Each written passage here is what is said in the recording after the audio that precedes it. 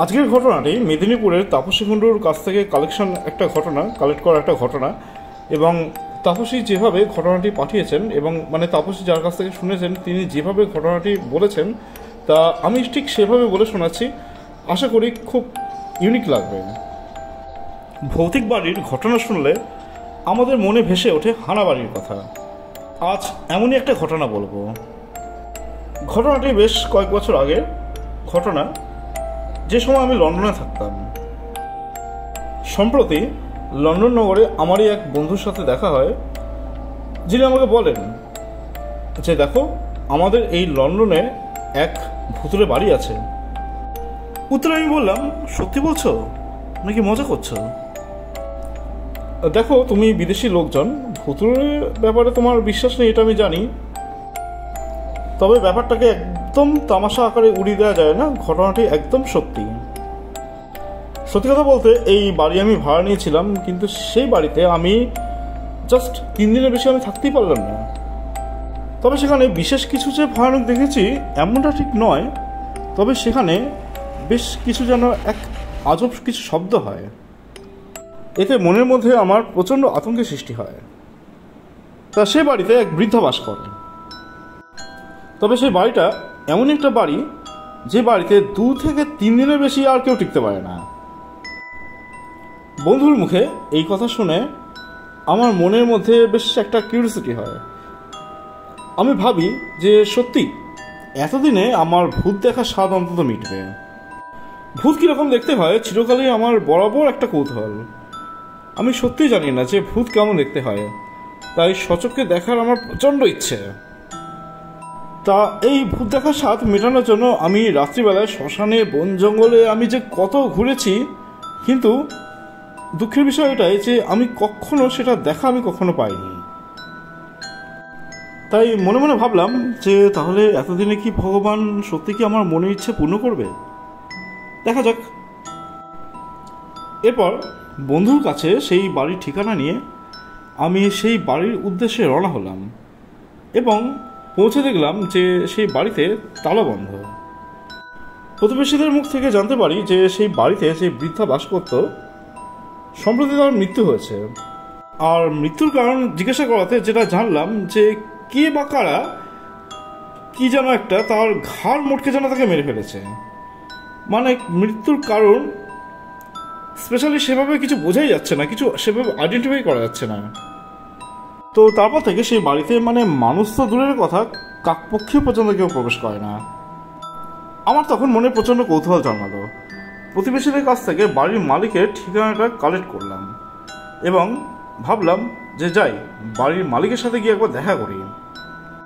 তা বাড়ির মালিক বেশ বড় লোক, বেশ সম্ভ্রান্ত পরিবারের, এবং বাড়ির মালিক আমাকে বললেন, আপনি হয়তো এই বাড়ির সম্বন্ধে অনেক কিছু হয়তো শুনে থাকবেন, যে বাড়িটার একটা বদনাম আছে, এটা একটা ভৌতিক বাড়ি।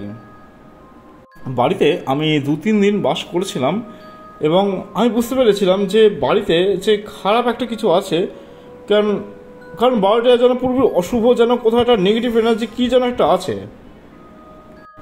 তবে হ্যাঁ, আপনি যদি ওই বাড়িতে বাস করতে পারেন, আপনার কাছ থেকে টাকা নেওয়া তো দূরের কথা, বরং উল্টে আমি কিছু দিতে পারি। আমি তখন বাড়ির মালিকের কাছ থেকে বাড়ির চাবিটা নিয়ে আসি।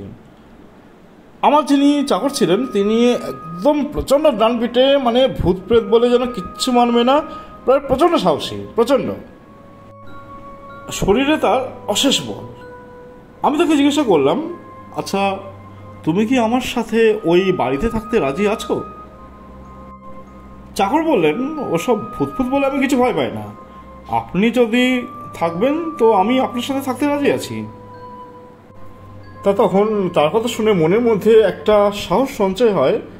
তবে ভূত মানি কি না মানি, এই ভূত প্রেত শব্দগুলো শুনলে এবং সেরকম বাড়ির একটা হানা বাড়ির সুলভ সেরকম শব্দ শুনলে মনের ভেতরটা যেন কেমন একটা ছ্যাদ করে ওঠে। তবে একজন সঙ্গে থাকলে বেশ সাহস পাওয়া যায়। আমি তখন আমার চাকরের হাতে চাবিটা দিয়ে দিই এবং আমি বলি যে যাও, তুমি ওই বাড়িতে যাও এবং গিয়ে ঘরদোর সব পরিষ্কার করো। এরপর সন্ধ্যের সময় আমি ওই বাড়ি থেকে উপস্থিত হই। আমার চাকর দরজা খুলে দেয়। তা চাকরের মুখে সামান্য হাসি দেখে আমি জিজ্ঞাসা করলাম, কি সব ভালো তো? তা চাকর বলল, আগে বাবু, হ্যাঁ সব ভালো ভালো।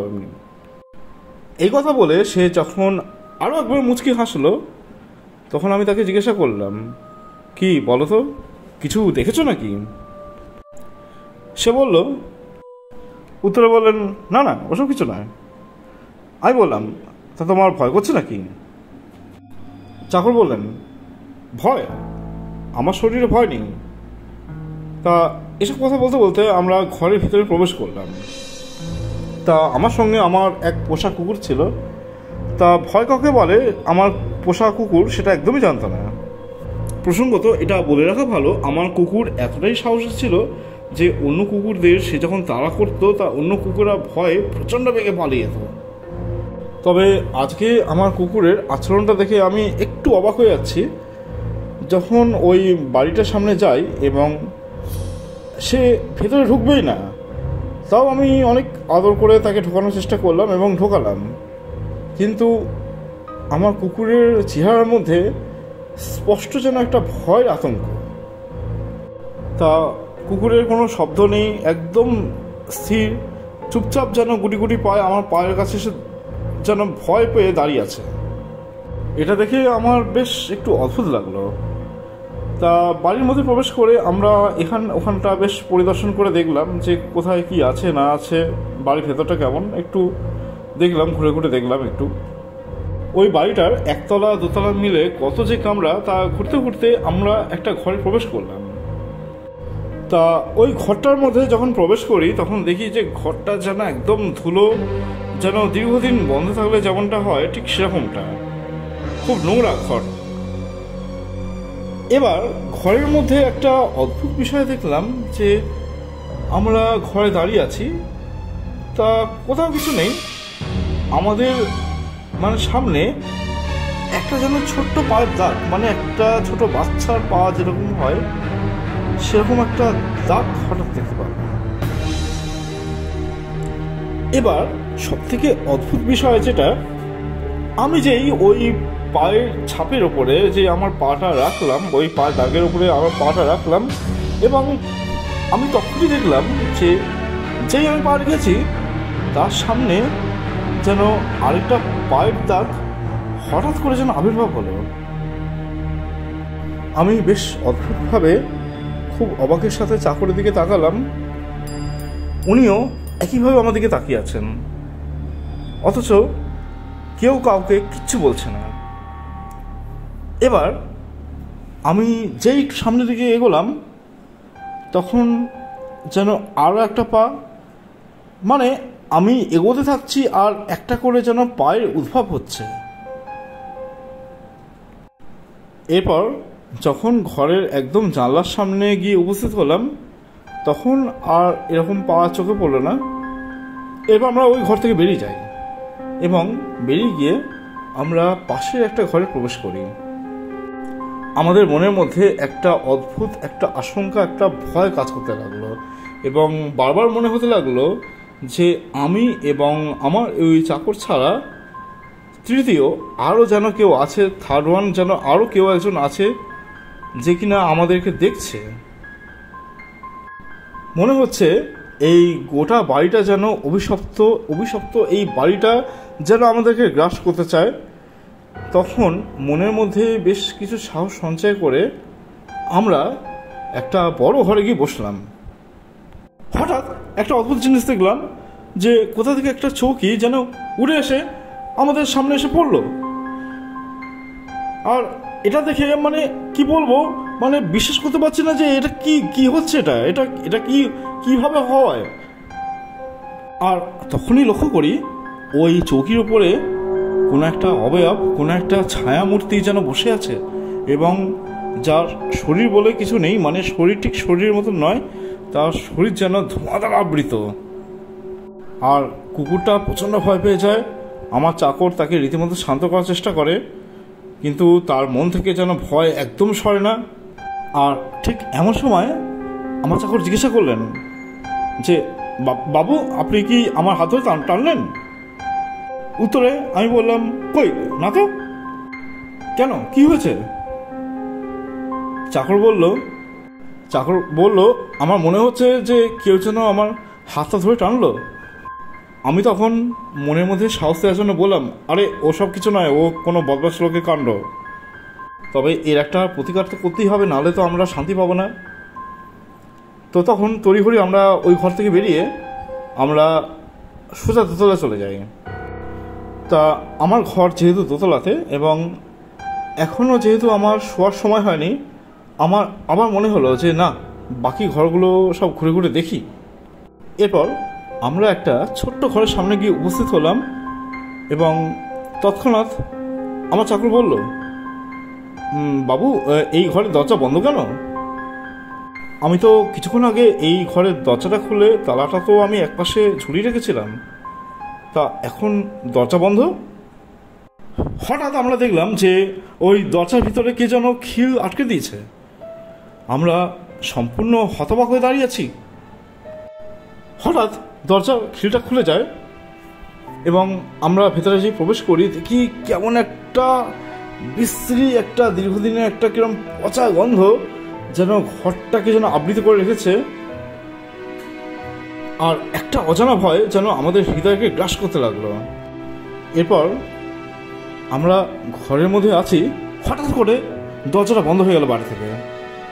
আমরা তো খুব অবাক, কি হলো এটা, কি করে বন্ধ হলো এটা? আমরা দরজাটা ধরে টানাটানি করছি আর কিছুতেই দরজাটা খুলতে পারছি না। আমার চাকর বলল যে, বাবু, এই পাতলা কাঠের দরজাটা ভেঙে ফেলবো, দেখি ভূতে কি করে। কিন্তু চাকর ওই পাতলা দরজা যেন কোনোভাবে ভাঙতে পারলো না। আর আমিও চেষ্টা করলাম, আমিও কিছুতে পারলাম না। এরপর ক্লান্ত পরিশ্রান্ত হয়ে আমি আর আমার চাকর আমরা দুজনে মেঝেতে হতবাক হয়ে বসে থাকলাম। আর সেই সময় সারা বাড়ি জুড়ে একটা খিলখিল শব্দ যেন চারিদিকে ঘুরে বেড়াচ্ছে এবং হঠাৎ ওই সময় হঠাৎ করে আপনা আপনি দরজাটা খুলে যায়। তখনই আমরা ঘর থেকে তড়িঘড়ি বেরিয়ে গেলাম এবং বারান্দায় গিয়ে দাঁড়ালাম। বারান্দা থেকে লক্ষ্য করছি দূরে একটা আলো দেখা যাচ্ছে। আলোটা কোথা থেকে আসছে এর উৎস জানতে বা দেখতে আমি আর আমার চাকর আমরা আস্তে আস্তে গেলাম। এরপর আরও একটা জিনিস থেকে মনের ভিতরটায় যেন ভয় শিউরে গেল। দেখলাম আলোটা আমাদের দোতলার সিঁড়ির ওখানে টার্ন নিয়ে যেন তিনতলার দিকে উঠতে লাগলো। এরপর দেখলাম ওই আলোটা সিঁড়ি দিয়ে উঠে একটা ঘরে প্রবেশ করলো। আর আমাদের মনে হতে লাগলো এটাই হয়তো ঠিক সেই ঘর যেই ঘরে ওই বৃদ্ধা বাস করতেন। মনে হয় এটাই সেই ঘর। এরপর ঘরের ভিতরে দেখলাম যে ঘরের ভিতরে একটা আলমারি এবং এদিক ওদিক তাকিয়ে আর সেরকম কিছু দেখলাম না।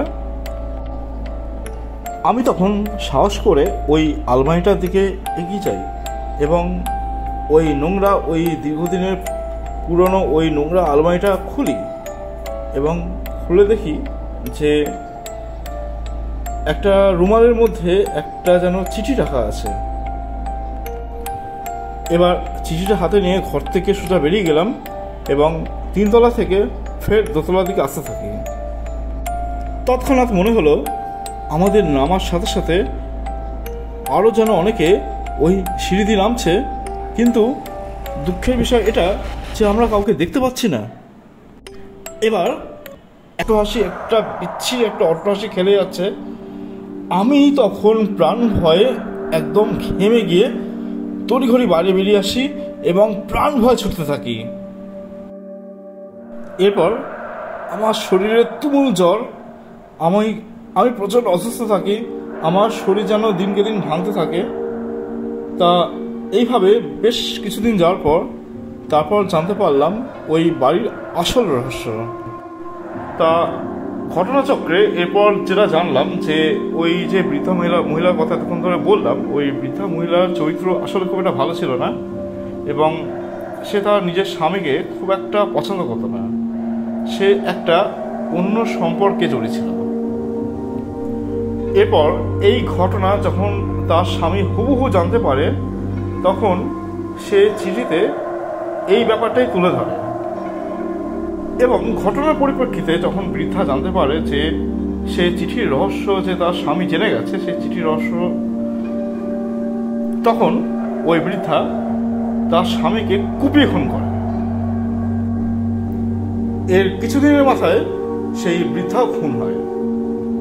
এবং যেটা শোনা যায় যে ওই বৃদ্ধার স্বামীর আত্মা এবং ওই বৃদ্ধার আত্মা আজও ওই বাড়ির মধ্যে ঘোরাফেরা করে, এবং সেই অতিরিক্ত আত্মা যা আজও শান্তি পায়নি, এবং এইভাবেই তারা ভয় দেখায়, যার ফলস্বরূপ হিসেবে ওই বাড়িতে কেউ আর তারপর থেকে বাস করতে পারে না। তা এই ছিল লন্ডনের মতন একটা দেশে ঘটে যাওয়া একটা ভৌতিক বাড়ির রহস্য, যেটা আজও মানুষকে ভাবায় এবং সেই ভয় আজও সেই জায়গায় ছড়িয়ে রয়েছে। তো অরিত্রদা, ঘটনাটা যদি সত্যি আপনার ভালো লেগে থাকে, আপনি আপনার সুমধুর কণ্ঠে পড়ে শোনাবেন। আপনি পড়ে শোনালে আমি প্রচণ্ড খুশি হব।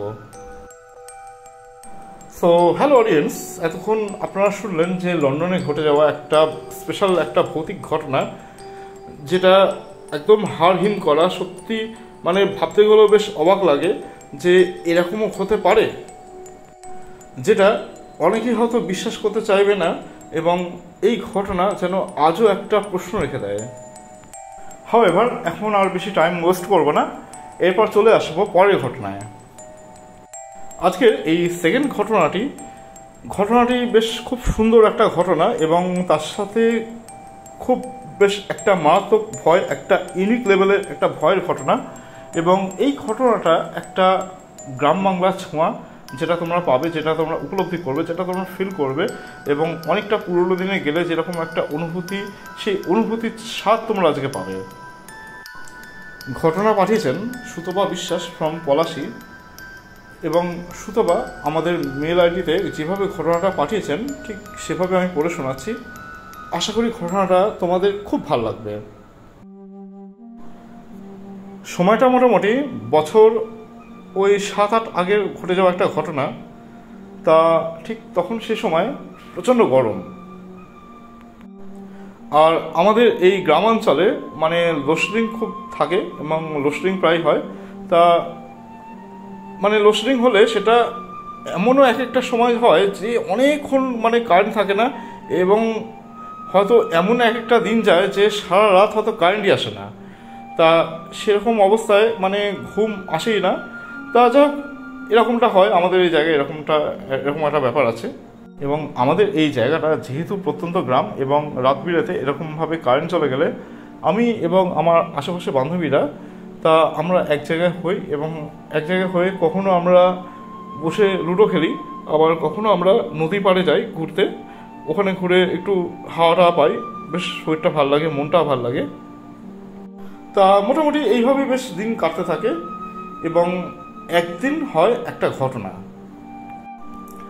এই ভূত প্রেতাত্মার যে সত্যি কি অস্তিত্ব আছে না অস্তিত্ব নেই, এটা সত্যি কথা বলতে আমি কখনো সঠিকভাবে আমি জানতাম না, বা এটা কখনো সেভাবে জানার চেষ্টা আমি কখনো করিনি। যদিও ভৌতিক ঘটনা শুনতে খুব ভাল লাগে। তা সেদিন রাত তখন মোটামুটি ওই 9টা কি 9:30 এরকম একটা হবে, এবং ঠিক ওই সময় কারেন্ট চলে যায়।